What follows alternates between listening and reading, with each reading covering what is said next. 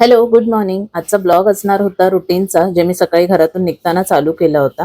पण पुढे गेल्यानंतर ट्रेनमध्ये मला असा एक एक्सपिरियन्स आला, तो म्हटलं तुमच्याबरोबर शेअर करूया.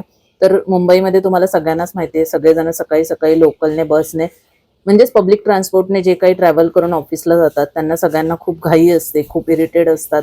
गरमी होत असते, उन्हाळ्याचे दिवस आहेत. त्यामुळं सगळ्यांनाच हा जो ट्रॅव्हलिंगचा पार्ट असतो, तो नकोसा असतो. पण तरीही सगळेजण आपलं काम आहे म्हणून रुटीन फॉलो करतातच. सकाळी-सकाळी ट्रेनने वगैरे जातातच. पण ट्रेनमध्ये ना कधी-कधी आज आमची ट्रेन आहे ना 12 ते 15 मिनिटं लेट होती आणि ही अशी बसली होती एक मुलगी समोरची, जिला खूप जणांनी सांगितलं, की पाय खाली करून बस, पण ती काही पाय खाली करून बसली नाही. खूप जणांना तिचा पाय लागत होता.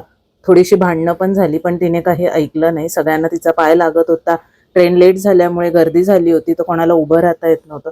अशी इरिटेटिंग आणि काही कॉपरेट न करणारी माणसं भेटली की मग खूप जास्त इरिटेट होतं. मुद्दा एवढाच आहे की जेव्हा तुम्ही पब्लिक ट्रान्सपोर्टने ट्रॅव्हल करता किंवा पब्लिकमध्ये असता तेव्हा थोडंसं मॅनर्स असल्यासारखं वागलं पाहिजे. चॅनेलला सबस्क्राईब नक्की करा. भेटूयात नेक्स्ट व्लॉगमध्ये. बाय.